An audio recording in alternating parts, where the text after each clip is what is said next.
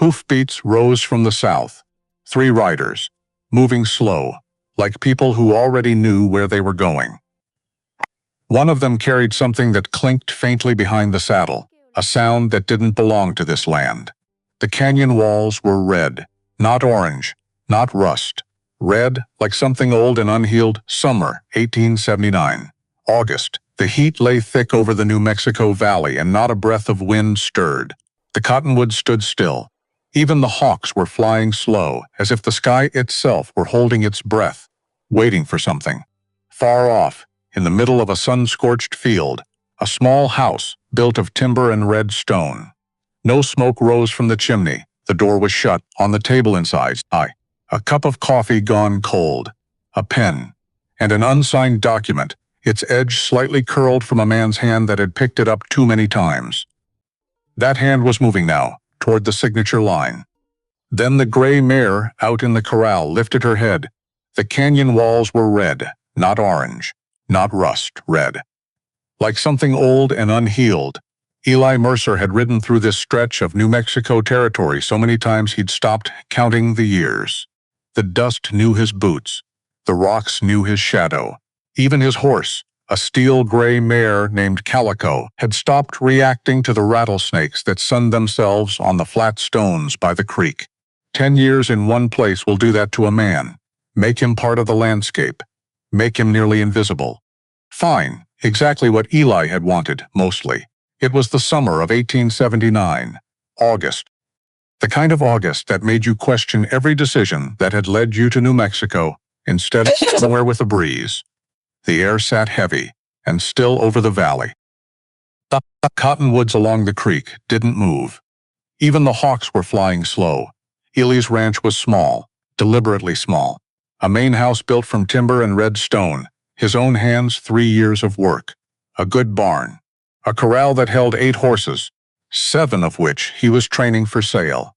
A kitchen garden that Eli watered every morning before sunrise because he'd read somewhere that plants grew better in cool morning water. And he had nothing better to do at 4 in the morning anyway. The house had 2 rooms, a main room with a table, 2 chairs, a wood stove, and a shelf of books with cracked spines, and a bedroom with a bed wide enough for 1 person and no particular reason to be any wider. He'd built it that way on purpose, because wide beds were for people who expected company. And Eli Mercer had stopped expecting things a long time ago. He was 33 years old, which wasn't old, except some mornings it felt like 112. Not in his body was fine, lean and strong and weathered in the way that outdoor work produces. Not decorative, just functional. Like good rope. Like a well-used saddle, it was somewhere else that felt the age, somewhere behind the sternum. Somewhere that kept a running tally of everyone he'd ever lost and presented the bill at inconvenient times. Early morning, late night. Any moment when the ranch was quiet enough to hear his own thoughts. His parents had died in 1858, fever. Eli was 12. There was a neighbor who took him in for a year. A decent woman who meant well, and then that arrangement ended when her own family fell on hard times. After that, Eli had worked. Ranches, cattle drives, whatever needed doing.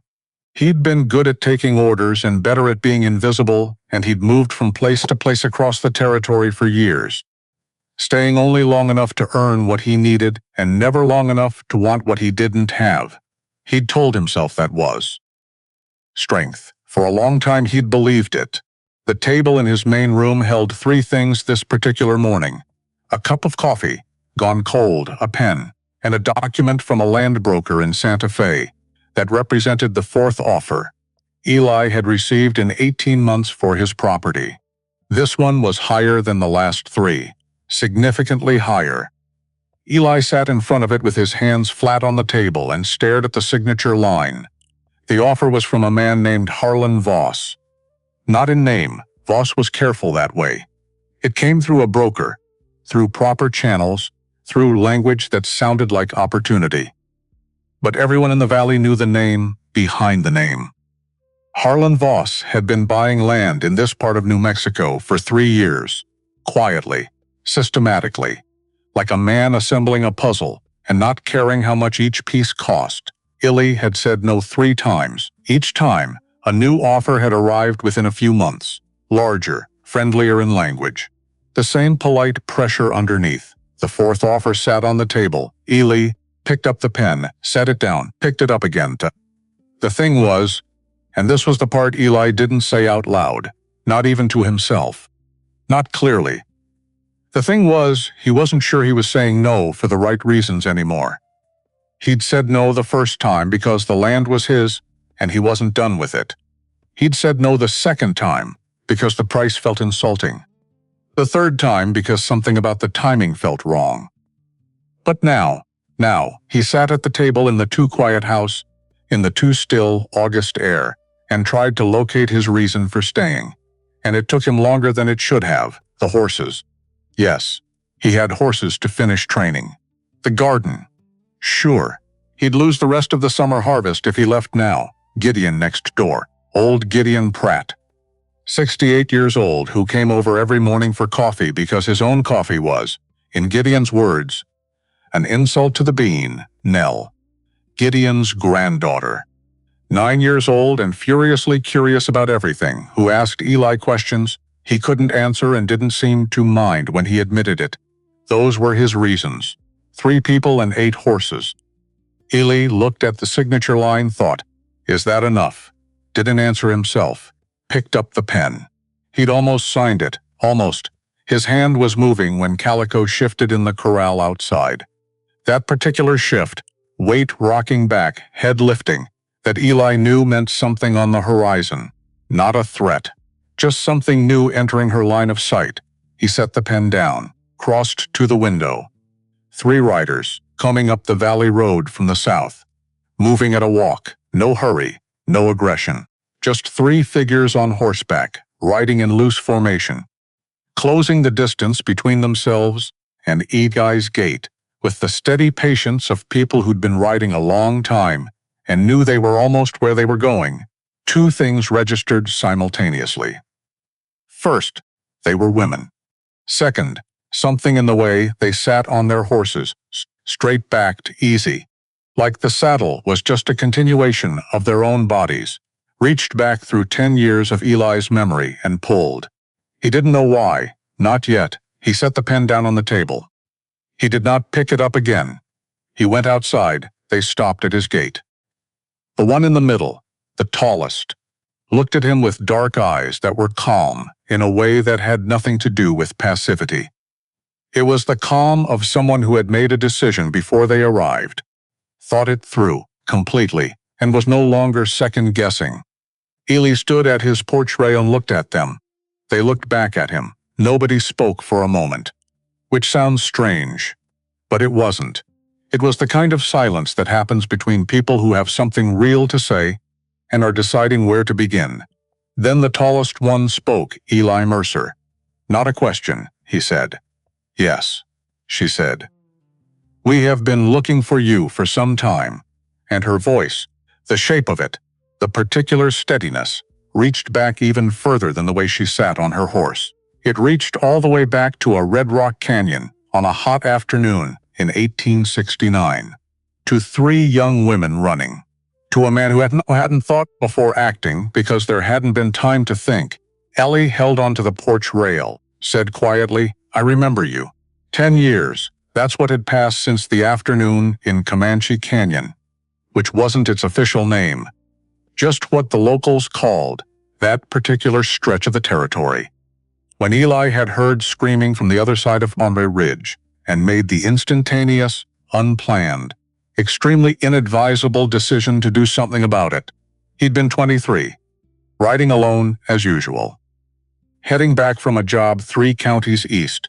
No particular reason to be hurrying home. No particular home to hurry to. He'd heard the screaming, gone toward it. Not the survival instinct most people were born with. Going toward screaming was not, as a general rule, how you stayed alive in the New Mexico territory in 1869. But Eli had always been more interested in what was right than what was safe. Problem and gift, both, depending on the day. What he'd found on the other side of the ridge, 3 Apache women on foot, running hard across open ground, and behind them, Comanche warriors on horseback, closing fast. Not a skirmish between two equal parties. A pursuit. A hunt Illy had taken in the situation in about 3 seconds. Then he'd kicked Calico, younger then, faster, into a dead gallop down the ridge. He hadn't had a plan, exactly, more of a direction. Get between them and the riders. Use the terrain. The canyon walls narrowed to the east. He knew that from hunting through here the previous season. Narrow enough that multiple horses couldn't ride abreast. He'd reached the women, pulled the nearest one up behind him. She'd moved without hesitation. Grabbed his arm and swung up with the ease of someone who'd spent her whole life on horseback. He'd pointed the other two toward the canyon wall. Go east. The rocks. They'd gone. He'd led the Comanche warriors on a long looping chase through the canyon system that he knew better than they did, staying close enough to keep their attention, far enough ahead to stay alive. His mare had been extraordinary that day. He still thought about it sometimes. The way Calico had read the terrain as fast as he did, taking turns before he signaled them, tucking into narrow passages that shouldn't have fit a horse and rider together. They'd made it. He'd made it. Eventually he'd lost the pursuit in a deep-cut arroyo and emerged an hour later dusty and exhausted and still alive. He'd found the 3 women waiting in the rocks. They were young, maybe late teens, early 20s. All 3 watching him with expressions that mixed wariness. And something else. Something Eli hadn't quite known how to name at 23, and didn't think about much afterward. They'd spoken in Apache, which he didn't know. One of them had tried Spanish, which he knew a little. He'd understood enough to confirm they were all unhurt, enough to point them north toward their own territory. He'd touched his hat brim. Gone home, hadn't expected to see them again. Wasn't the kind of man who filed away good deeds for future use. It was just a thing that had needed doing, so he'd done it. 10 years. And here they were, at his gate. Not girls anymore, not in any way. The 3 women who sat on their horses in front of Eli's ranch were fully, completely themselves. Each of them. In the specific way that people become when they've lived through. Enough to know exactly who they are, the one in the middle. He recognized as the one who'd taken his arm and swung up behind him. She'd been quick then, decisive. She was still all of that, but there was something layered over it now, like ground that looks still but has deep water running underneath. She wore a dress of soft buckskin decorated with careful geometric patterns. Her black hair fell in 2 braids with small trade beads worked in. Not for decoration, or not only. In Apache tradition, those things meant something. Eli didn't know what, but he understood they weren't random. Her name, she told him, was Chaska. The one on her left had been running flat out when Eli had pointed her toward the rocks. She'd moved like an athlete even then, low and fast and absolutely focused. Now that quality had deepened into something else. She sat on her horse with the posture of someone who assessed threats before they materialized, who understood space and distance and angle. Not military exactly. Something older than military, a hunter's awareness, a warrior's patience. She wore practical riding clothes, buckskin leggings and a fringed shirt, and the bow across her back was not decorative. Her name was Waya. The youngest one, who'd been the most frightened 10 years ago, the one who'd had a small scar on her cheekbone and eyes wide with a terror she was working very hard to control, had become something that surprised Eli most. Not a warrior, not a leader, an artist. Her dress was covered in intricate beadwork that wasn't pattern for pattern's sake. It was narrative, pictures, almost. Stories told in seed beads and sinew and pigment. She had a leather satchel across her chest that clinked faintly when she moved. Her hands, resting on her saddle horn, showed the calluses of fine, detailed work. Hours and hours of it. Her name was Sorina. Eli stood on his porch and looked at all 3 of them, and felt very clearly the weight of 10 years sitting in the space between them. "You'd better come in," he said. "I'll make coffee." The coffee was better than Gideon's. That was the first thing Serena said, in careful accented English that she clearly had more of than she'd started with. Waya snorted and sat down on the bench by the wall and looked around Eli's main room with the frank, unsentimental assessment of someone cataloging a space. Chaska sat at the table. Eli leaned against the counter and waited, because something was coming. He could feel it in the way all three of them had settled. Not like guests making themselves comfortable, but like people who had rehearsed being somewhere and were now managing the distance between rehearsal and reality. "We found you," Chaska said by asking who? Many people. Over several years. A pause. "There is a woman in Cimarron who said there was a cowboy who had helped her father with a broken wagon wheel and then refused payment. There was a man in Taos who said a cowboy matching your description had returned a horse that wandered onto his land without being asked. There was a family east of here." She stopped. Started again. "There are many stories about a man who helps and then leaves, who does not wait for thanks, who seems to prefer that no one looks too closely at what he has done." Ellie looked at his coffee cup. "I found you," Waya said flatly, "because you left a boot print in specific mud near Pignon Creek last spring, and I tracked it here. The stories were helpful." "The boot print was faster," Serena said very quietly, without looking up from her coffee. "We have been looking since 1874. Ellie heard that. Set it aside to examine later. Said, "Why?" Chaska set her hands flat on the table. It was a deliberate gesture.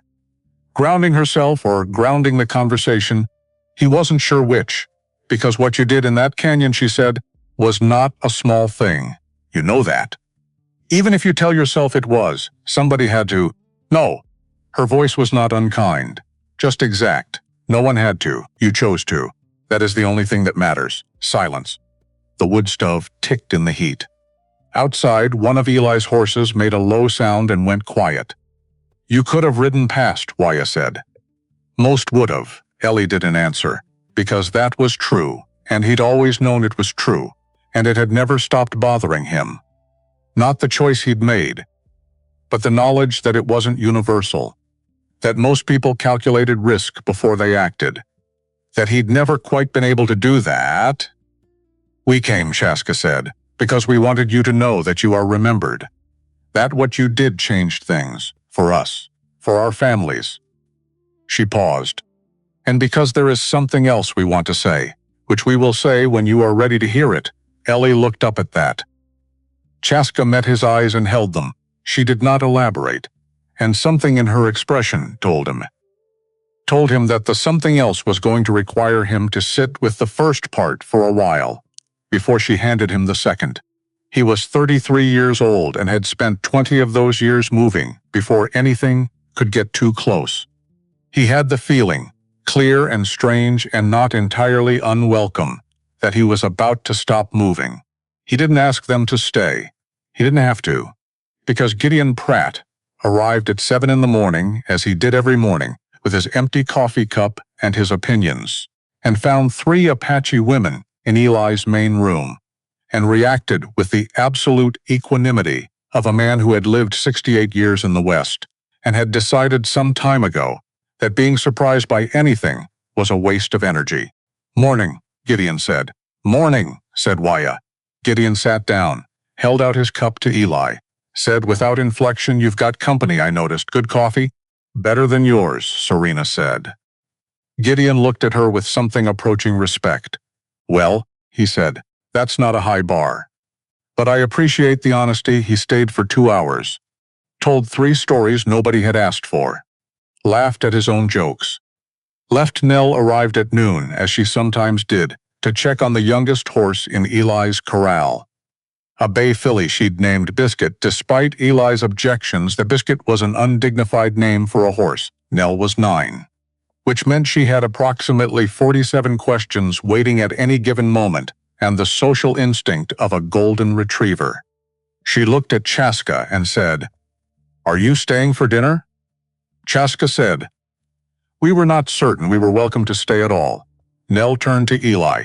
with an expression of complete impatience. "Are they welcome?" Ellie looked at the three women, at Chaska, who was watching him with that calm, deep-water expression, at Waya, who had already gone back to looking out the window with strategic intensity, at Sorina, who had pulled something from her satchel, a half-finished piece of beadwork, and begun working on it at the table with quiet, practiced hands. They looked, somehow, like they'd been in this room before, or like this room had been waiting for them. That was a ridiculous thought. Eli filed it under things he was not going to think about right now. "Yes," he said. "They're welcome." Nell looked profoundly unsurprised, as if she had expected this answer and found his brief delay in reaching it mildly annoying. That first evening, Eli made supper, nothing elaborate. Venison stew and cornbread, the same thing he made most evenings, and set 4 places instead of 1, and tried not to think about the fact that he'd set 4 places with the automatic ease of someone who'd done it before, which he had not. They ate. Waya asked without preamble whether the gray mare in the 3rd corral post had been trained using bit or bitless. Eli said bit, because that was how he'd learned.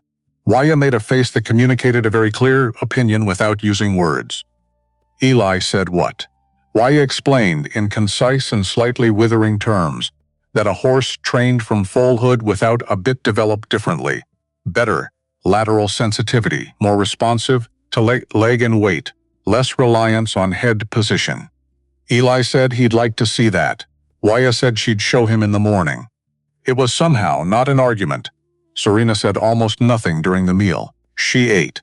She watched, and once, when Eli reached past her for the salt, she held it out to him before he got there, like she'd seen him reaching before he knew he was going to reach, and then went back to her food without comment.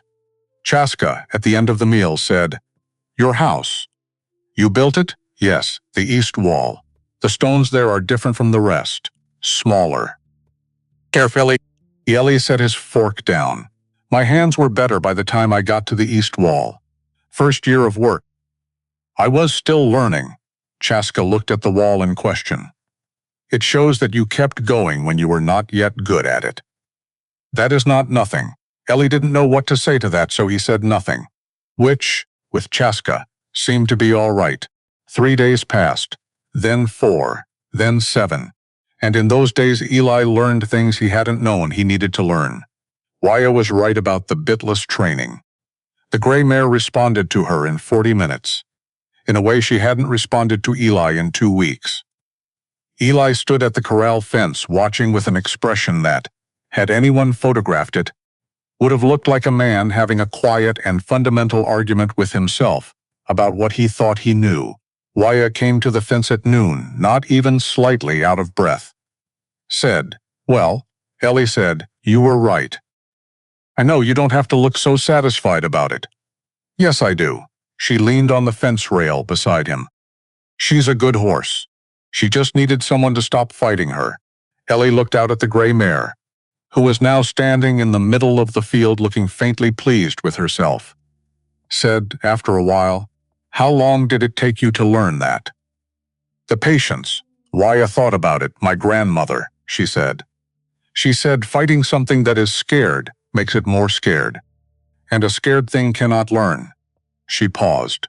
She was talking about horses. But she looked at me when she said it. I was 8. "I was very scared of many things," Eli said.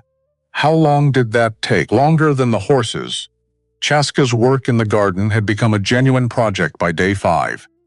She'd transplanted 6 plants to the south-facing wall, built a small trellis from spare lumber she'd found in the barn, identified a water problem in the 3rd row, the soil compacted in a way that drained wrong, and fixed it with a technique Eli had never seen involving small channels cut at specific angles. She worked every morning before the sun got high. Eli started waking up earlier. Not to help, just to be up. To have coffee made when she came in.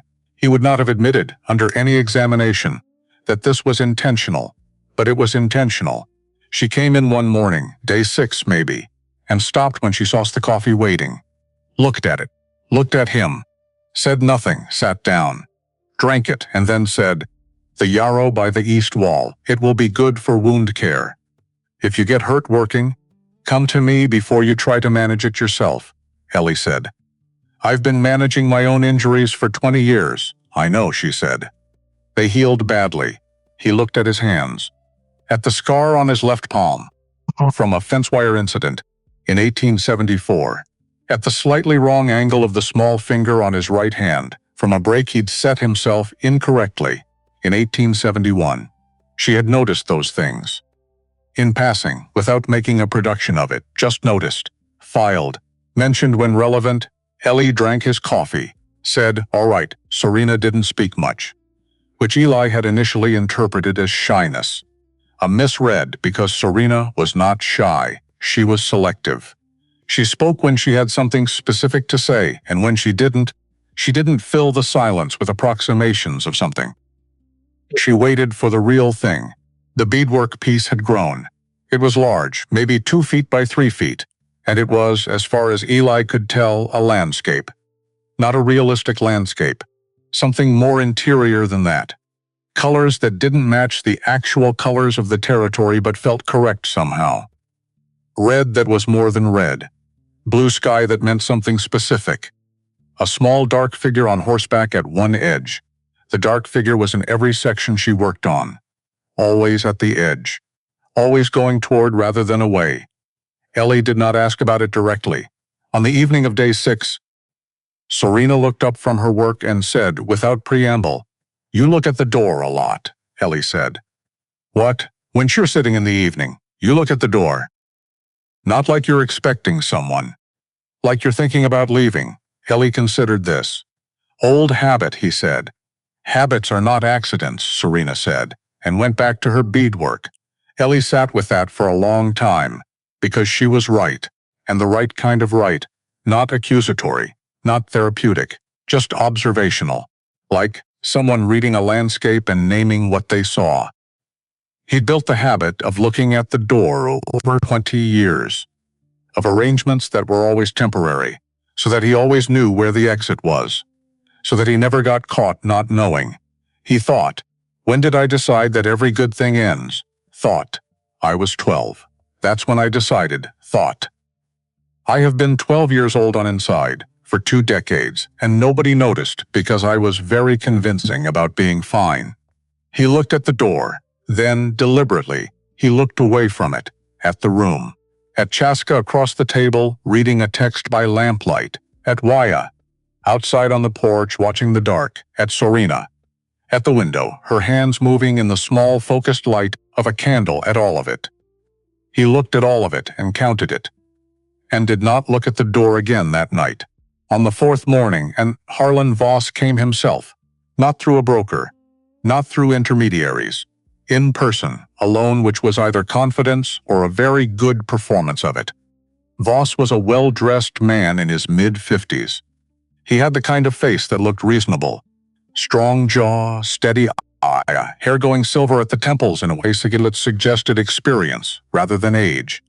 He dressed like money but not like carelessness. He knew what he was doing. He knocked at Eli's gate at mid-morning. Eli came out to meet him. Voss looked past Eli at the 3 women working in the corral. Waya running the gray mare in circles. Chaska and Serena watching from the fence. And his expression did something very small and very controlled. Not surprise, not hostility, just a brief recalibration. "Like a man adjusting a calculation, Mr. Mercer," he said. "I thought it was time we spoke directly." "Fourth offer," Eli said. "Indeed." Voss smiled, genuine-looking, practiced. "I understand your hesitation. Change is difficult.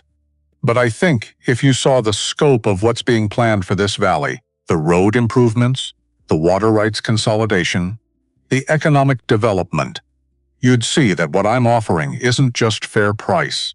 It's early positioning. The people who sell now will have the capital to benefit from what comes next. The people who wait," he spread his hands, "may find themselves on the wrong side of progress." Ellie said, "That's a threat dressed up politely." Voss's smile didn't change. "That's a business reality stated plainly. He looked past Eli again, at the three women. I wasn't aware you had family visiting. I wasn't aware that was your business. It isn't, the smile again. Think about it, Mercer. That's all I'm asking. He left. Eli stood at the gate and watched him go, felt for the first time in days, cold in the August heat. That afternoon, Gideon came over and stayed for supper. He told a story about cattle drive in 1852 that Eli had heard 4 times, but that Waya had not, and Waya's focused attention seemed to energize Gideon in a way that produced additional details Eli hadn't heard before. It was almost dark when Gideon left. He stopped at the door, looked at Eli, with the expression he got when he was going to say something true, and wasn't going to frame it gently. You know what's wrong with you? He said. Eli said, I'm sure you'll tell me. You run toward trouble every time. Strangers, horses, whatever needs doing. You'd ride into a fire for someone you'd never met. He paused. But you run away from anything that might stay. You ever notice that? Eli looked at his boots. I noticed, he said. Gideon left. Eli stood in the doorway for a while after. 2 days later, early morning, Ellie was in the barn doing the day's first feed when he heard Nell's voice. Too loud, too high. The specific pitch that 9-year-olds use when something is very wrong. And they need an adult immediately. He came out of the barn at a near run. Nell was in the yard, breathing hard, tears cutting tracks through trail dust on her face. Grandpa, she said, some men came to the house last night. 3 of them. They didn't hurt him, they said. But they said he needed to come off with them and talk to someone. And they took him and he didn't come back, and Mama sent me to get you. Eli said. When? Last night. After dark. Eli said. How many horses? 3. He was already moving toward the barn for his saddle. Wakya materialized from somewhere. She had a quality of appearing without having been absent, like she'd just stopped being invisible, and looked at him with a question she didn't need to voice. Lee said, Gideon. Waya said, where? Don't know yet. He looked at Nell. Which direction did they ride? Nell pointed west. Ellie said, there's a canyon system about 4 miles west. Old mining operation abandoned. Good place to hold someone you don't want found. He looked at Waya. She was already getting her horse. Shaska intercepted him at the gate. She put her hand on his arm, not to stop him, to make him take one breath before he went. Listen, she said. Ellie listened. This is not random, she said. You know this. He did know it. Voss, he said. The men who attacked our people in 1869. She said it quietly, directly. I have thought about this since we arrived here. The land this man Voss is acquiring. It runs along the same water sources that our people have used for generations. The canyon system to the west. The creek. The high meadows where the horses winter. She paused. He is not building a ranch, Eli. He is building a barrier, piece by piece. And your land is where it becomes complete. Ellie stood very still. The men who came for our people in 1869, she said, they came from the west, which is where Voss came from, which is where his operation is centered. Ellie had not, in 10 years, ever seriously questioned whether the attack had been exactly what it appeared to be. He hadn't thought about who benefited from it, who got quieter territory when Apache families moved north. He thought about it now. Chaska watched him think. Said, go get your neighbor.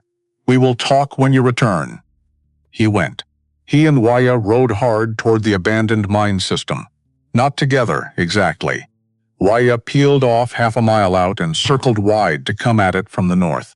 She moved through terrain the way water moves through stone, finding the path of least resistance, and then being entirely committed to it.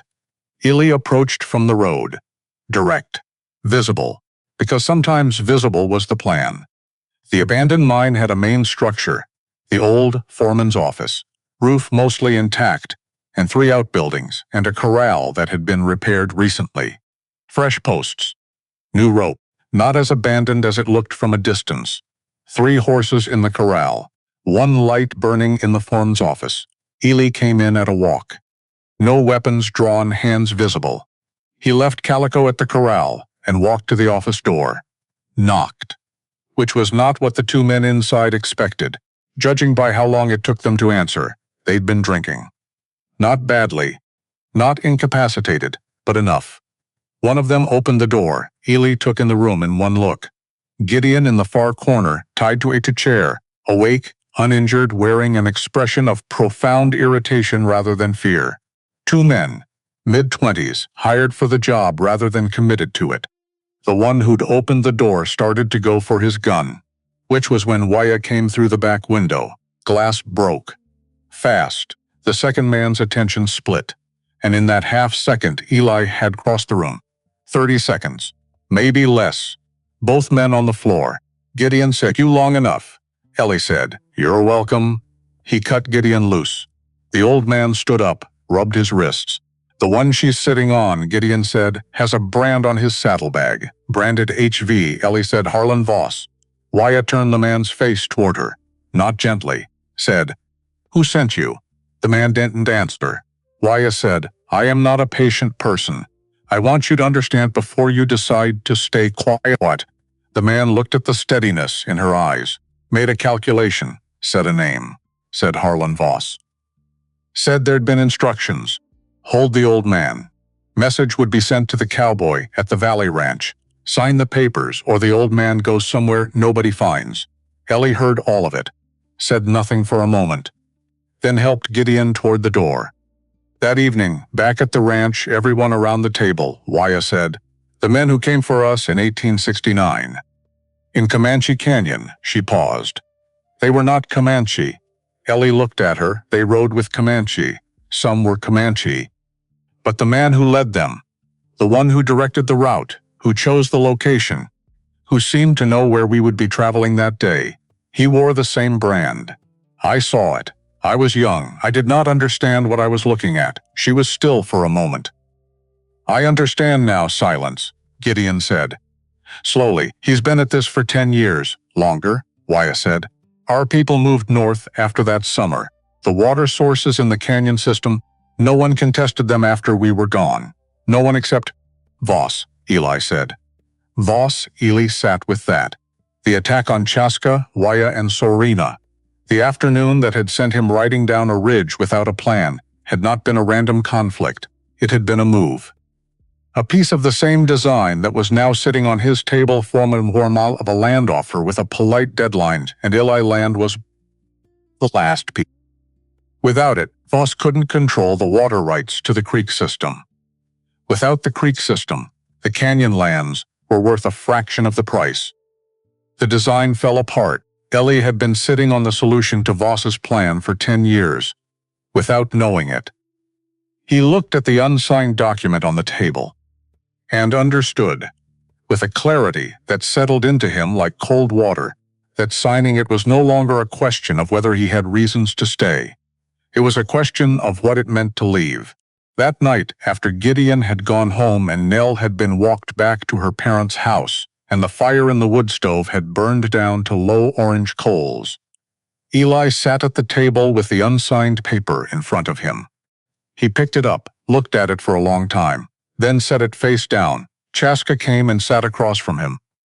She didn't say anything, just sat, her hands around a cup of water that had long gone warm. Outside, the autumn night was finally cool, the kind of cool that the desert saves for the hours after midnight. Its secret kindness, offered only to the people still awake to receive it, Ellie said. "I was going to sign it."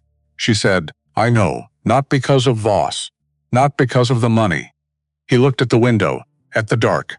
"Because I'd run out of reasons. That's worse, I think. Running away, because you've stopped counting what you'd lose." Chaska said nothing, because there was nothing to say to that. It was true, and they both knew it, and adding words would have been dishonest. After a while, Ely said, "You said there was something else, that first day. Something you wanted to say when I was ready to hear it." Chaska looked at him. "Yes," she said, "I think," Ely said, "I might be close to ready." She looked at him for a long moment. He looked back. And the thing that passed between them was not words. It was a mutual acknowledgement of something that had been true for a while, and was now, finally, being looked at directly. She said, "Not tonight," he said. "No, not tonight." Outside, the wind came up across the valley, moved through the cottonwoods along the creek, made the only sound in the dark. Eli took the paper from the table, walked to the wood stove, opened it. The coals caught the paper's edge, and he watched it blacken and curl and disappear. In about 4 seconds, he closed the stove, went to bed. Did not sleep for a long time. But that was all right. He had time. For the first time in years, he had the feeling that time was something he had. Morning came. Red on the canyon walls. Always red. Eli went out before sunrise to water the garden, except this morning, Chaska was already there, moving through the rows of plants in the early gray light, touching leaves, checking roots, already working. She didn't hear him come out, or she did and didn't turn, which amounted to the same thing. He stood on the porch and watched. And in the quiet, in the gray pre-dawn light, Eli Mercer did something he hadn't done in a long time. He counted what he had, the land, the horses, the garden that was going to produce better than it had in years, because someone who knew plants was paying attention to it. Gideon, who came every morning because the coffee was good, and because they were friends, and because that mattered. Nell, who named horses Biscuit and expected honest answers, and gave back absolutely no credit for trying. Waya, who would argue with him until one of them was right and not a moment before, and whose arguments were worth having.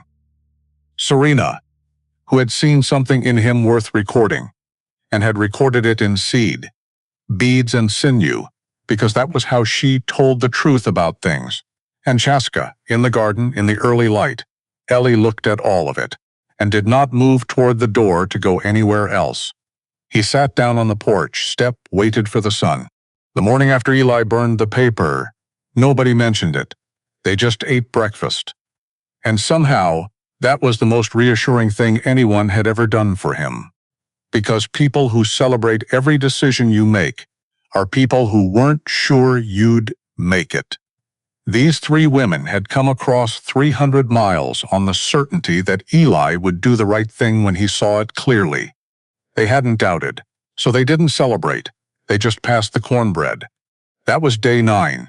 2 days after the storm, Harlan Voss sent another message. Not a man this time. A letter. Delivered by a boy from town, who looked nervous in the way of someone who'd been paid to deliver something, and had a feeling about what it contained. Eli read it at the kitchen table.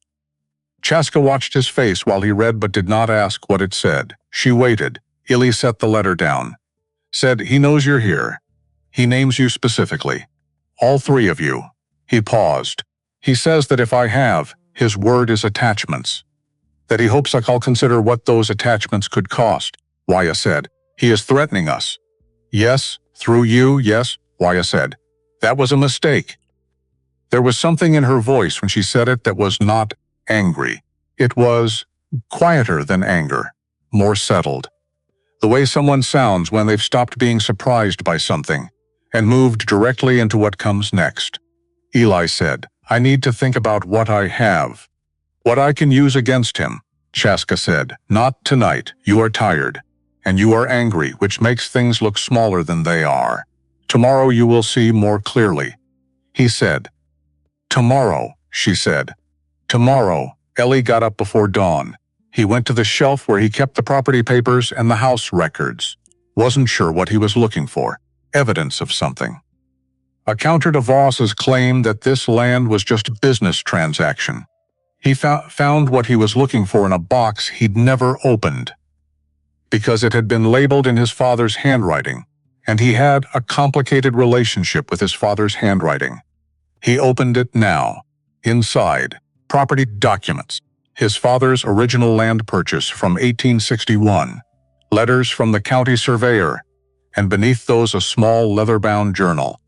Black cover. Initials, R.M. Robert Mercer. Eli sat down on the floor. That was where Chaska found him 20 minutes later.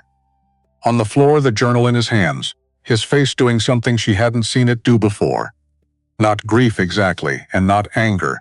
Something that was both and neither. She sat down beside him, on the floor, without being asked, without ceremony, just beside him. He read 2 more pages, then stopped, set the journal down, looked at the wall, said, "My father was here? Yes, he was here when Voss started. Before Voss was who he is now." Chaska waited. "In 1861, Eli said. There was a camp. Apache families using a spring in the canyon system, the same system Voss wants control of now. Voss needed that spring. He sent men." He stopped. "My father was one of the men who were sent." Silence. "He didn't fire his gun," Eli said. "That's what he wrote. He stood there and he didn't fire his gun. But he also didn't stop it. He stood there. And then he came home. And he never went back. He left Voss's employment the next day and never spoke of it, and bought the Spart land and started a ranch and raised Ross, a son, and looked out the window to the west every evening and never said why." The journal was in Eli's hand, not shaking, but held tight, the knuckles showing the pressure. "He knew," Eli said. "He knew what Voss had done, and he said nothing." Chaska said, "He gave you the land." Ellie looked at her. "He could have moved," she said. "He could have gone east, far from here, far from what he had seen, and not stopped. But he stayed, and he built something, and he left it to you." She paused. Maybe he could not fix what he had seen, but he could leave someone else the place to try. Ellie sat with that for a long time. The thing about carrying someone else as silence, the silence of a parent who knew something and didn't say it, is that it becomes part of you before you know it's there. You absorb it, the looking out windows, the guilt that wasn't yours but was in the air of every room you grew up in. He said, "He never told me." "No," Chaska said. "There are people." He stopped, started again. "The families who were at that spring in 1861. Their children. There." He couldn't finish the sentence. "Yes," Chaska said. "We know. We have known for a long time what happened. We did not know your father was there. But we knew, and you still came here?" "Yes." "Why?" She looked at him very directly. "Because you are not your father's silence," she said. "You are what he built instead." The sky went wrong on day 7. Eli noticed it first. He came out of the barn with the morning feed bucket and stopped. The color, yellow-green. Sick yellow. The yellow of a sky organizing itself into something serious. And no wind, that was the tell. August storms in New Mexico announced themselves with silence before the noise. The horses knew it. All 8 of them moving wrong. Pacing. Ears back. Ellie dropped the bucket, went inside. Said, "Storm, big one. We've got maybe an hour." 3 women. 1 sentence, 0 question. Waiaya went for the corral. She went for the garden. Serena moved through the house, windows, latches. The gap under the east door that let in dust in the worst storms, which she'd apparently already identified and had a solution. For Ellie went for the roof. From up there he could see everything. And what he saw made his blood go cold. Far down the road, a small shape, moving fast. Too fast for an adult riding calm. Nell on her pony, galloping north, her dark hair loose and flying. She'd been visiting neighbors to the south. She wasn't going to make it before the wall hit. The wall, a dark mass rolling in from the southwest, not rain. Sand and dust and debris 50 feet high, moving with the slow inevitability of something that has no particular hurry, because it is going to arrive regardless. It would reach the road in 10 minutes. Maybe 8. Nell had 4 miles still to cover. Eli came off the roof fast, not carefully. Fast, he hit the ground, went for the barn, had Calico's saddle on in under a minute. Waya appeared at the barn door, looked at his face, looked at the saddle. "Look south." "I'll take the other bay," she said. "You don't have to." 2 sets of eyes in a sandstorm. She was already moving to the bay stall. "Don't argue with me, Eli." He didn't. They rode out hard. The wind had started, not the main body yet, just the advance edge. Enough to sting the eyes, enough to pull at the horses' manes. Nell was a mile out when they found her. She'd fallen. Her pony had stopped running and planted its feet, which was the correct response for a pony, but not ideal for a 9-year-old who'd been going fast and now wasn't. Nell was on the ground beside the pony, not hurt. Sitting up, knees pulled in, making herself small, protecting her face. "Smart kid," Eli reached her first. Came off Calico before the horse fully stopped. Got down next to Nell. You're okay, he said. I've got you. Nell said, into the crook of her arm. The pony stopped. The pony was right to stop. I fell off. You're fine, my knee hurts. We'll look at it later. The wall hit. Not gradually, just, the world went brown. The sound was everything at once. Not loud like thunder, which is one big noise. Loud like a river and a windmill, and 1,000 wings and a voice with no words. Eli picked Nell up and pressed her against his chest and put his back to the wind. Waya materialized next to him, brown silhouette in brown air. She'd found a depression in the ground, a natural hollow, maybe 2 feet deep, and she pointed. They moved. Eli carrying Nell, leading both horses. She'd caught Nell's pony too, somehow in a sandstorm, which was the kind of thing Waya apparently just did. The horses grouped themselves around the edges of the hollow instinctively, creating walls of warm horse body between the people and the worst of the wind. Eli sat with his back against the side of the hollow, Nell in his lap, his coat pulled up and over her to protect her face. He could feel the sand hitting his back through the fabric, hitting and hitting and hitting. Not pleasant. Fine, he'd been through worse. He reached for the bandana around his neck and got it up over his nose and mouth. Eyes shut, he felt rather than saw Waya settle in beside him.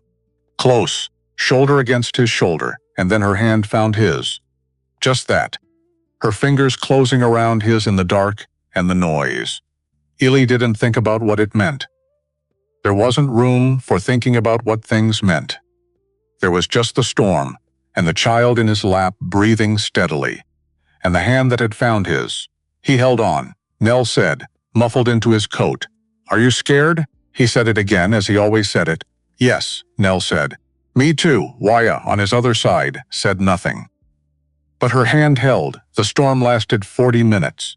Afterward, the world was transformed, everything the same shape but a different color. A layer of new sand on every surface. They rode back in the new quiet. Nell rode with Eli, which she didn't need to. Waya rode to his left. Her hair had come partially loose from its braid, and in the strange post-storm light, it looked like the landscape itself had moved through her.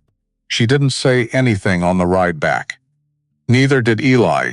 Something had happened in the hollow, and it had no name yet, and putting a name to it prematurely would be the wrong thing. They both knew that. Chaska met them at the gate.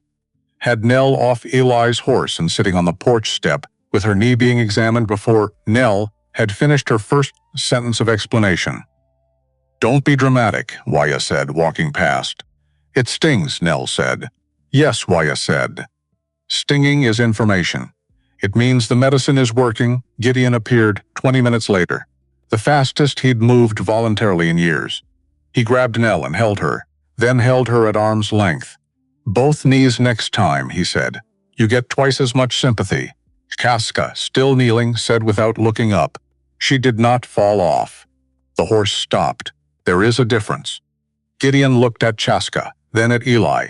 Said, I like her, Eli said. I know. That night, after everyone had gone home, and the post-storm cleanup was done. Waya sat around the table and told Eli what had actually happened in 1876 on the road from Cimarron, and what had happened in 1874, and 1875, and 1877, 5 years of quiet protection. Working in the background of his days, without him ever knowing, Eli sat and listened to all of it and felt the way you feel when you find out you've been loved, in ways you couldn't see. Not like finding out you've been helped. Like finding out the landscape you've been moving through your whole life was not as empty as you thought, that there were people in it. Caring about what happened to you, he said. Finally, why didn't you just find me sooner? If you were already watching, Chaska said, because watching and arriving are different things. We were not ready, and you were not, she considered. You were moving, constantly. People who are moving at that pace cannot receive something that is being offered to them. They are going too fast to see it. She was right. He'd been moving at exactly that pace for 20 years. He'd stopped a year ago when he bought this land and built this house. Maybe, he thought, that wasn't as accidental as he'd believed. It happened 3 days later, in the way bad things tend to happen, not dramatically. Not announced, just. Gideon didn't come for his morning coffee. First time in a year, Ellie noticed at 8. At 9 he was watching the road south. At 10 he sent Waya to check. She came back fast. Didn't need to say much. Her face said most of it. He's gone. The house is empty. No sign of struggle. His horse is in the corral. He didn't leave on his own, on Gideon's kitchen table. A single piece of paper. 3 sentences. Business language. Polite, the message. Mr. Pratt has agreed to accompany us while we finalize some pending matters. His comfort depends on your cooperation in the business matter we have discussed. We look forward to a swift resolution. Ellie read it twice. Set it down. Did not move for a moment because the anger was there. Absolutely there. But he'd learned, again in the last days with these 3 women, that decisions made from the hottest part of anger were the worst ones. That the hottest part was for feeling, not for acting. So he let it be there. Let it burn. Waited until it settled into something colder and more useful. Then he said, Waya, the canyon system to the west. Old mining operation. Does that match? Same place as last time, Waya said. He defaults to what worked before. That's a weakness, yes. Ellie looked at Chaska. She said, what do you need? Not, are you going? Not, be careful. Not, let me help you make a plan. What do you need? The exact right question. He noticed that when Eli went back to the box, looking for property documentation, water rights, anything that could be used legally against Voss, he found more, not the journal.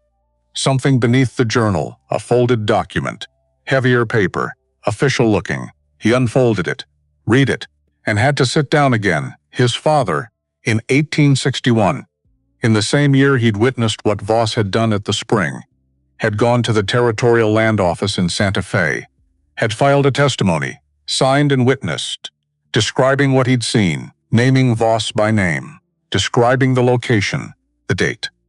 The families, the document had been filed, and then nothing had happened, because in 1861, the Territorial Office was run by men who owed Voss favors. The testimony had been received, filed and buried. No investigation, no action. But it existed, dated, signed, witnessed. Eli's father had not done nothing. He had tried once, officially, through the only channel available to him. And when the channel failed, when the document disappeared into a system that was already bought, he had come home and looked out windows for the rest of his life. Not because he hadn't tried. Because he'd tried and learned what his trying was worth against a man like Voss. Eli held the document. Thought. The land office in Santa Fe was not the same office it had been in 1861. Thought. This is a weapon. He brought the document to the table. Chaska read it. Her expression did not change while she read. When she finished, she set it down carefully. She said, Your father did not stay silent. He didn't stop it. No. But he named it. He put his name on paper and said, This happened. That Voss has not faced consequences for 20 years is not because your father was silent. It is because the people who should have acted chose not to. Ellie said, Does that change what happened? No, she said. But it changes what it means to have this paper now. That evening, while Eli planned and Waya assessed the Western Canyon system from memory, and Chaska sorted through the medical supplies in her bag with focused calm, Serena came and sat next to Eli. She didn't often initiate conversation. He'd learned her rhythm. She spoke when she had something specific. She said, I want to go in first. Ellie said, No, she said. Yes, Serena, listen. She put her hand flat on the table between them. Not on his hand. Between. Like a marker. Like, here is the space where I'm going to say something real, and you're going to hear it. You have been going first your whole life. This time someone goes before you, he said. You're, and stopped. Because what he'd been about to say was, You're the smallest, which was probably not a good sentence to finish. She looked at him with an expression that said she knew exactly what he'd been about to say.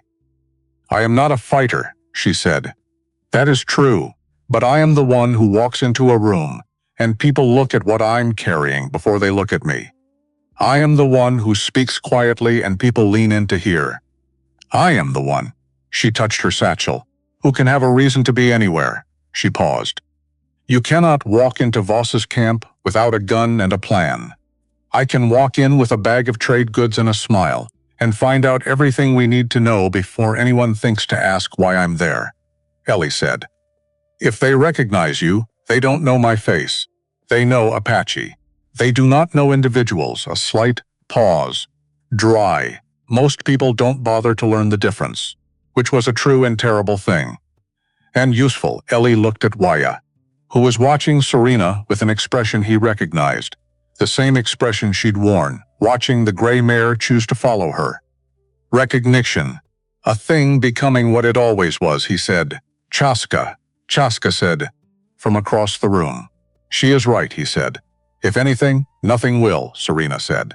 And then, simply, let me do this, he looked at her. At this woman who'd sat at his window for a week and observed everything, and recorded it in seed beads and color, and said very little out loud, who had been paying attention in a way that he was only beginning to understand had its own kind of power. He said, You come back, she said. I always come back. They went over the plan 3 times. Waya had drawn a map of the Western Canyon from memory, detailed, accurate, with entry points and marked guard positions, estimated from her earlier scouting. He'll be in the main structure, Waya said, same as before. They default to the same location because they know it, Ellie said. Serena goes in before us. Half a day's lead. We come in after dark. If she can get him to the east outbuilding. Waya traced the route. There's a blind side. They'd have to split the guards, which means fewer at each point. Which means manageable. Serena had already thought of the signal. She pulled a strip of fabric from her satchel. The same deep red that appeared in every section of her beadwork. Specific. Unmistakable. Tied to the east post, she said. When you see it, you know where he is, and that I am clear, said. And if you can't get clear, if the strip is not there, she said, do not come in. I mean it. If I cannot do this cleanly, we find another way. I will not have you walking into something I couldn't clear. He wanted to argue. He didn't. Because she was right about that, too. And because he was beginning to understand something important about these 3 women, something that had been obvious, probably, from the beginning, and that he'd been too used to his own solitude to see clearly. They were not there to be protected. They were there to do something together. That was different.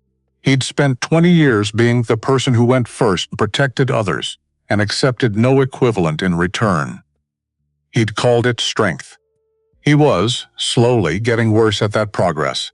The night before, Chaska found him at the corral fence. Stars all the way out. Canyon walls, black shapes against a painted sky. He said, I'm not going to pretend I'm not worried about tomorrow, she said. I know. About Gideon. About Serena going in alone.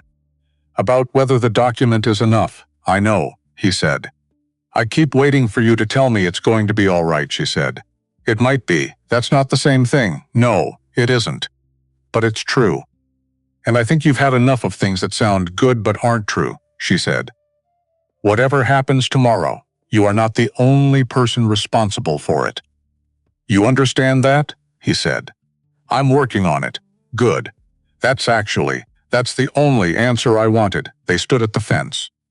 The night went on around them. He said, thank you for coming. For all of it, she said. Where else would we be? Simple as that. Not rhetorical, not romantic. Just, where else would we be? Like it had never been a question. Like the 10 years between the canyon and this fence had been nothing more than the distance between here and there, and they'd covered it. And they were here now. Ellie said nothing more. The stars moved. The horses breathed in the dark, and somewhere to the west, Gideon Pratt was waiting. Tomorrow it would all move. Serena left before dawn. No ceremony, no long goodbye. She was simply there at supper the night before, and then gone before the sky turned gray. Her horses' hoofbeats faded south and then west. And then there was nothing but the pre-dawn quiet and the particular weight of waiting. He was bad at waiting. Always had been. Chaska came out and stood beside him. She'd brought 2 cups. Set one on the rail next to his hand without comment. He said, "She'll be fine." Chaska said, "Yes, I'm telling myself that, I know. It still might be true." On the ridge above the operation, Waya sat 12 feet away doing her watching thing. Not moving for extended periods, looking like a feature of the landscape. Eli was doing the opposite of that. "Stop moving," Waya said without turning her head. "I'm not moving, you're shifting. Constantly. Like a horse that needs to run, I'm fine, you're not fine. But be still anyway." He was still. For about 4 minutes then. "How long has it been?" Waya said. 40 minutes since the last time you asked." "That seems wrong." "It's correct." Ellie looked at the operation below. The rhythm of a camp that was bored and not expecting trouble. "Good. That was the whole point," Waya said. Without inflection. "She is very good at this." "How do you know?"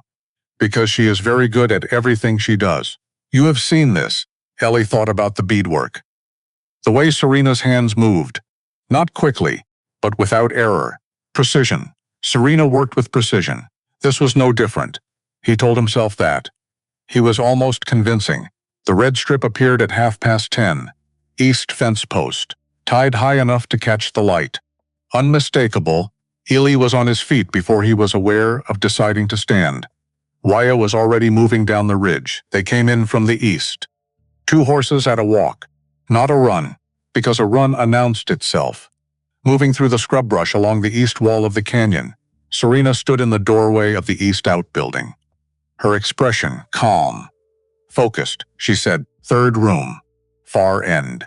1 man outside the door. "He's been there 4 hours. And he's bored. And he's watched me walk back and forth twice with trade goods." "He stopped paying attention to me," Ellie said. Gideon, unhurt, angry. "He said to tell you he wants his coffee back. And it better not be cold." Something unknotted in Eli's chest. The guard did look at Serena when she came past again. And in that 4-second window, Waya came around the corner of the building. And Eli came through the door, and the guard found himself sitting on the ground, with his hands secured behind him before he'd finished forming a reaction. He was young, barely 20. Scared more than threatening, Ellie said, "Don't make noise." The young man didn't make noise. Gideon looked up when Eli came in, said, "You're late," Ellie said. "No, I'm not. I've been here 2 days." "That's not my definition of late." He cut the rope. Gideon stood up, rolled his shoulders, said, "I want to go home. And then I want to know everything that's happened. And then I want coffee." Eli said, "In that order?" "That's the order." They went out the east side. 4 people and 3 horses moving through the blind side of the canyon, back up the ridge. No shots fired. No dramatic confrontation. Just gone. 3 days after the rescue, Eli rode to Santa Fe, alone. The first time in 2 weeks he'd been alone on a road, and it felt, in a way he would not have predicted, strange. Not bad. Just unfamiliar. He carried the testimony document, copies he'd made himself. A letter he'd written carefully, explaining the chain of events from 1861 to 1879. The HV-branded saddlebag, evidence of Voss's direct involvement. The Federal Land Office in Santa Fe was not the same office it had been in 1861. Different administrators, different oversight, a deputy commissioner from Washington, who had reportedly an actual interest in doing his job. Eli was shown in after an hour's wait. He laid the documents on the desk. He said, "My father filed this testimony in 1861. It was buried. I am refiling it with everything that has happened since. I am not asking for anything except that someone read it." The deputy commissioner read it. All of it. Without speaking, when he finished, he looked up. He said, "You understand this will take time," Ellie said. "I understand Voss has connections. This won't be clean or fast, I know, but..." This testimony, dated 1861, witnessed and signed. This establishes a pattern of conduct that the current statutes have specific language for. Combined with the kidnapping, he stopped. That young man you have tied to a fence post. Sheriff picked him up 2 days ago. He talked, they usually do. The commissioner made a note. Leave these with me, Mr. Mercer. Illy left them. He rode home in the afternoon light and thought about his father, who had sat in a different office 18 years ago, with the same documents and a different outcome, who had come home and looked out windows, who had raised a son who, apparently, came by the stubbornness, honestly. It didn't happen overnight. Real things rarely do, the investigation began. Voss became aware of it, of course he did. And for 2 weeks the tension on the road between his operation and Eli's ranch had a quality to it. The feeling of something deciding whether to escalate. It didn't escalate, because Voss was not stupid. He was the kind of man who reads situations. And the situation had changed. Eli had federal attention. Eli had filed with witnesses. The fourth land offer was never replaced with a fifth. The threatening letters stopped. The board guards at the old mining operation packed up and left within a month. Harlan Voss was not finished. Eli knew that. The investigation would take years. But the specific design, the canyon water rights, the land corridor had fallen apart. The last piece he needed was no longer available. Not a perfect ending, but a real one. The kind that meant something because it had cost something. Raya left on a Tuesday morning. She found Eli at the far corral, both of them watching a bay gelding move in the early light. She said, "I'm leaving at the end of the week," he said. "I know. There are decisions being made in my community. About leadership, about the next years. They need people who have seen things from outside." She looked at the gelding. "I have been outside for long enough," Ellie said. "You'd be a good leader." "Yes," she said. "No false modesty. Just accurate," she said. "You are different than you were the first day." He said, 3 weeks will do that." "No," she said. 3 weeks will not do that to most people. You were ready to be different. You just needed something to be different for." They stood at the fence. "The gelding moved," she said. "When I make decisions that are hard, when I have to choose something difficult for my people, I will think about a man who rode down a ridge without a plan because it was the right direction to go. That is worth something," he said. "Waya," she said. "Don't make it emotional. I'll deny everything," he said. "Thank you. For the mule deer." A pause. Then she laughed, actually laughed. The way she did when something caught her genuinely, sudden and real and not performed at all. "You're welcome," she said. "For the mule deer." She pushed off the fence and walked away. He watched her go and thought, that woman is going to be extraordinary. Thought, she already is. Serena came to him the evening before she left. Set a wrapped piece of leather on the table next to his hand. He opened it, the beadwork. The large piece she'd been working on since the first day. Finished now. He spread it on the table and looked at it in the lamplight. The landscape of the valley in colors that didn't match and were somehow more accurate than accuracy. The red that meant something beyond red. The sky that carried weight. And the small, dark figure on horseback. Always at the edge. Always going toward, she said. "It's you, obviously," he said. "I know, you are always going toward things. I don't think you know how rare that is," he said. "Serena, don't apologize," she said. "I came because she deserved her sisters with her. And because you were a story for 10 years. She touched the edge of the beadwork. "I wanted to know if it was true," he said. "Was it?" She looked at him. "Better," she said. "Santa Fe is 3 days east," she said. "There is a community of artists there. People from many places who make things. I have been thinking about it for 2 years." She picked up her satchel. "Now I am going," he said. "You'll be good there, I know. The beadwork is getting better every month. In 5 years it will be remarkable," he said. "Come back. When you can, we will, both of us. When there is something to come back for."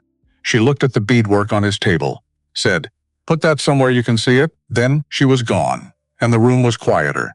And also, somehow, more settled. Like a room that has been lived in and carries that living in its walls. Gideon came for coffee the next morning.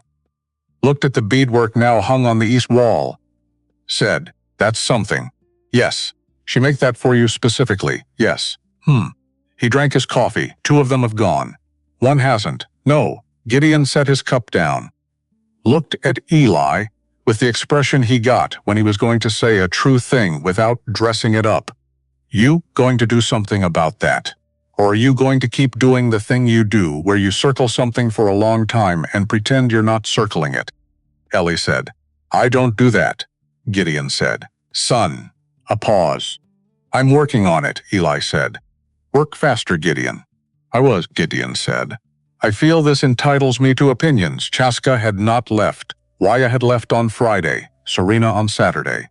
It was now Tuesday, and Chaska was still here, and had not said she was leaving, and had not said she was staying, and had not mentioned the something else from that first day. Eli stood at the corral fence that evening, and had this argument with himself for a while. Thought, she came 300 miles. Thought, she's still here. Thought, you are about to do the thing where you wait so long that the moment passes. Thought, don't do that thing. He went back to the house. He said, "Chaska." She was at the table, reading. She looked up. He said, "What was the something else?" She set the book down. He said, "I want to hear you say it." She looked at him for a long moment. Then she said, "We came to tell you that you are not forgotten, that what you did changed things. And that, for me," she stopped, started with more precision. "For me it changed something specific, the way I understood what a person could be, what a man could choose to do. I was young when it happened, 18, and I had not yet seen someone act purely from the decision that something was right, without calculation, without looking for what they'd get in return." She paused. "It rearranged something. It rearranged the way I looked at things from then on." Ellie was quiet. She said, "I did not come here expecting anything. I came because the truth of what I've just said deserved to be spoken out loud. That you deserve to be told," he said. "And the other two, they love you. In the way that people love a person who showed them something important at a formative time. That is real. But it is not the same as..." She looked at the canyon walls. "It is not the same as this," Illy said. "Chaska," she looked at him. He said, "I've been trying to figure out for 2 weeks what to say, and I don't have the right words." "I've never been good with words," she said. "I know. What I have is this." He looked at his hands for a moment. Then at her. "The first morning after you arrived, you were in the garden before I came out, and I stood on the porch and I watched you work. And I felt, for the first time in a very long time, like I was exactly where I was supposed to be, not going somewhere, not leaving somewhere, just..." He stopped. "Here." She was very still. "That happened before I knew you," he said, "before any of the conversations, before the storm, before everything. Just you in the garden in the early light." And I thought, this is what a morning is supposed to feel like. A long silence. "I want to ask you to stay," he said. "Not because Waya and Serena have gone. Not because you're what's left. You were, on that first morning, before any of it. You were the one." She looked at him, and her expression. He'd learned to read her expressions over 2 weeks of careful attention. The calm, deep water look. The precise, exact look when she said something important. The look she got when Nell said something surprising. The look she got when the garden was going well. This look he hadn't seen before. It was simpler than the others. She said, "Eli." He said, she said, "Ask me." So he did. He said, "Will you stay?" She said, "No, just that." Quiet, direct. He heard it. Said, "Chaska." She held up one hand. Not a dismissal, a request. She said, "You asked me to stay, on your land, in your house, where you are comfortable." She paused. "Where I have been a guest for 2 weeks," he understood. Almost. "But not yet all the way," she said. "Waya and Serena have left.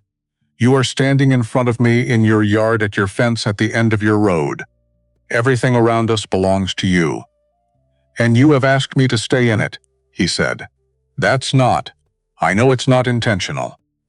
That's not the point." She looked at him steadily. "I did not travel 300 miles to become a fixture in someone else's landscape. I am not something to be added to a life that already has its shape. I am. She touched her own sternum. Brief, precise, I have my own shape. The silence afterward was very loud. Ely stood in it, thought, she's right, thought, of course she's right, thought. I walked outside to where I was comfortable, and I asked her to fit into it, and I called that an offer. That's not an offer. That's the same thing you've always done. Letting people come close enough that you don't have to move, he said. I'm sorry, she said. Don't be sorry. Think, he thought, real thinking. Not the kind where you already know the answer and you're arranging words to reach it. The kind where you're actually moving through something. He said, what would it look like? She said, what, if I did this right? What would it look like? She was quiet. He said, I'm asking because I don't know. I haven't done this. Any of this. I'm asking because you know and I don't and I'd like to know. A long pause, she said. Come to me, he said. What, come to me? On my ground, in my place. Where I am not a guest, she looked at him. Ask me there, he said. Your community. 3 days north, yes, he said. You'll go back, yes, he said. And I would come, if you want to. He looked at her. At this woman who had traveled 300 miles to tell him something true and had not once asked him to make it easy for her. Who had seen his house become a different kind of place and not claimed credit for it. Who had sat on the floor beside him when he read his father's journal and not tried to fix what reading it had done to him. Who had known, apparently from the beginning, exactly what she was worth and had not negotiated that down. He said, I'll need a few days. To arrange things here, she said. I know. Gideon will feed the horses. Yes, the garden needs. I'll write down what it needs, she said. It will manage. He almost smiled.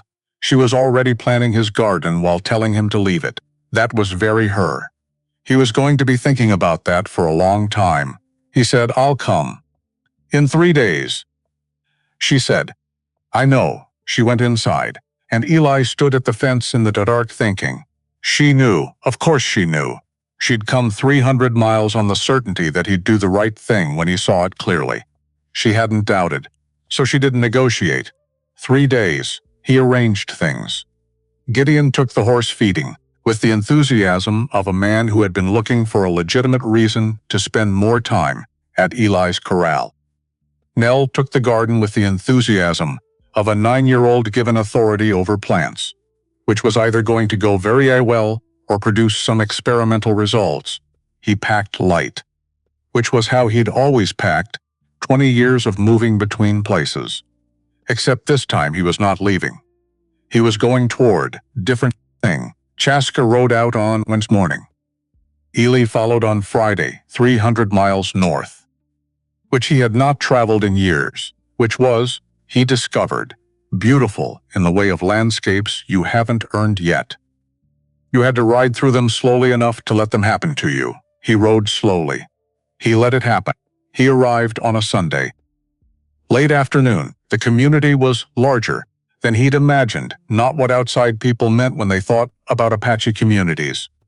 The reality was more varied, more layered, more alive. Families, structures, gardens, horses, children. The sounds of a place that had been built over generations and knew it. He came in from the South Road and was seen before he arrived. Of course he was. Waya had clearly sent word. She had that quality of information moving ahead of events, and so there were people who were aware of who he was and why he might be coming.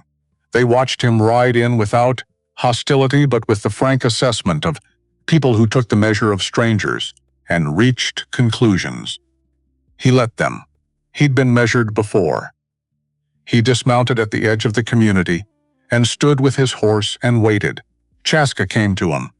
She was wearing different clothes than she'd worn at his ranch. Something more ceremonial, or more herself. He wasn't sure which.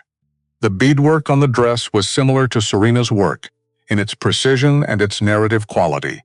Her hair was different, not different in kind, different in belonging. Like she was completely at home in it, in a way that she'd been mostly, but not entirely, at home in it at his ranch. This was her place. This was what she looked like in it. He thought she was, and this was not a dramatic thought. It was quiet and steady and absolutely certain. He thought she was the most remarkable person he'd ever stood in front of. She said, "You came," he said. "I told you I would." "Yes," she said. "But people tell me many things." He looked at her land, her sky, her community watching from a respectful distance. He said, "I didn't bring a ring." She looked faintly amused. "I know. I couldn't figure out the right one. And then I thought," he stopped. "I thought maybe that wasn't the part that mattered." "What part matters?" he said. "The day Waya and Serena and you arrived at my gate, I was about to sign a paper that would have meant I was done. Done with that place. Done with staying anywhere." He looked at her. "I looked out the window first, and there you were, and what I felt wasn't surprise. It was recognition.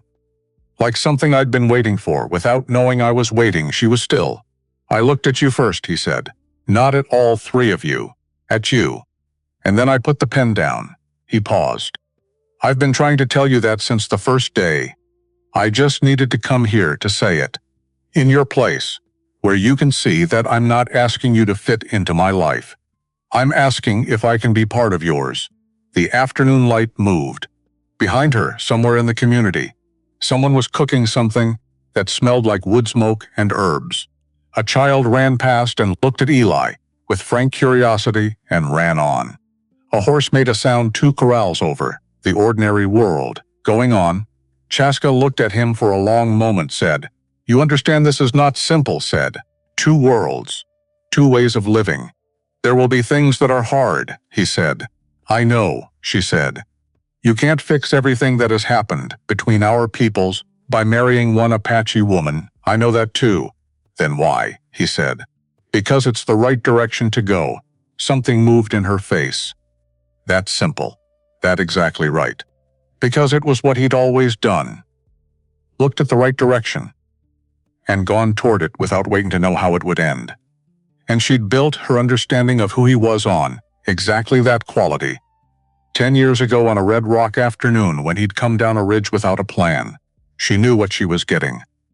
She'd always known, she said. Yes, just that. And the words sat in the afternoon air between them like something that had weight. Like something that would last, he said, "Yes," confirming it, not as a question, as a fact. She stepped forward. He met her halfway.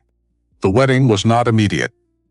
Real things take preparation, and Chaska's community had traditions around such things that Eli found, to his own surprise, not foreign but interesting. The ceremony was in 2 parts, one in the Apache tradition, conducted by an elder who spoke in a language Eli was beginning, slowly to learn. One in the form of a spoken commitment between 2 people with witnesses. Not a compromise. A meeting point. Different thing, Waya came. Eli had not expected that. She'd said she was needed for decisions, for leadership. But she arrived 2 days before the ceremony on her own horse, with her bow across her back, and her expression suggesting that anyone who commented on her being early or late would be hearing about it. She sat next to Gideon at the ceremony. That pairing produced, afterward, a conversation that lasted 3 hours and covered cattle, weather, the politics of territorial governance, the best way to read a horse's temperament, and at least 2 jokes that Eli didn't hear the punchlines of, but that made Gideon laugh in the way he only laughed when something had genuinely caught him. Serena came. She arrived from the east on the morning of the ceremony. She'd been in Santa Fe. She looked different, not changed. More like she'd grown into more square footage of herself. She had new beadwork on her dress that was, even at a glance, better than anything she'd made before. She looked at it when Eli looked at it and said, matter-of-factly, "I told you. Every month better," he said. "You were right," she said. "I usually am." Nell threw flower petals with the focused intensity of a child who had been given an important job and was taking it seriously.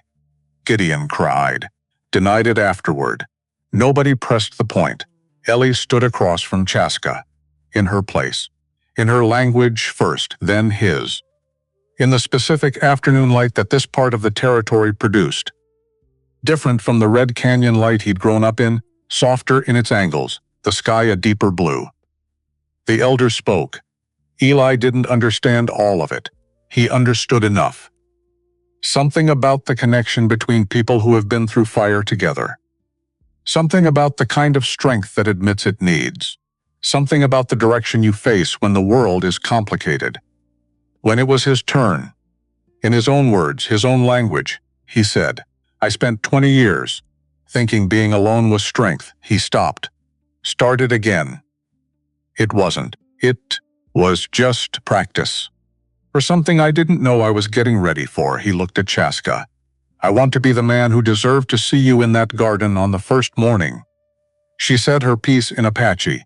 He didn't understand most of it. But he understood the last part. Because she'd taught him that part of her language deliberately, in the evenings at his ranch, without explaining why. Later he understood why. She'd known what the last words of her vow would be. She'd wanted him to understand them when she said them. Which was, "I did not come to your gate to change you. I came because you were already someone worth arriving for."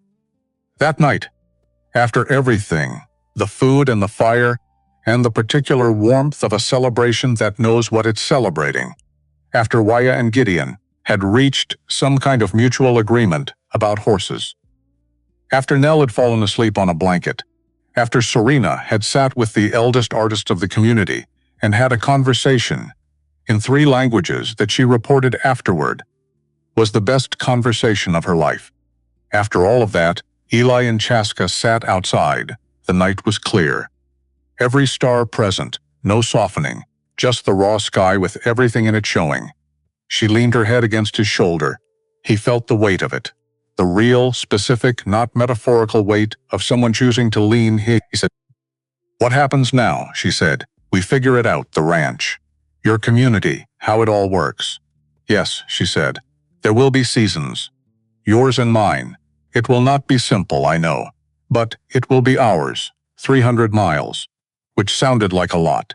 It wasn't, he said. "I want to learn more of your language," she said. "You already know the important parts," he said. "What parts?" she said, the direction words. "Toward, here. Stay," he almost laughed. She felt it, said, "Go ahead," he laughed. Quietly, but really, and she did too. And the stars above them were indifferent to all of this in the way that stars are. Vast and old and unbothered by human feeling, except that looking up at them with someone beside you is a completely different thing than looking up at them alone. And Eli had been looking up at them alone for 20 years, and the difference was not small at all.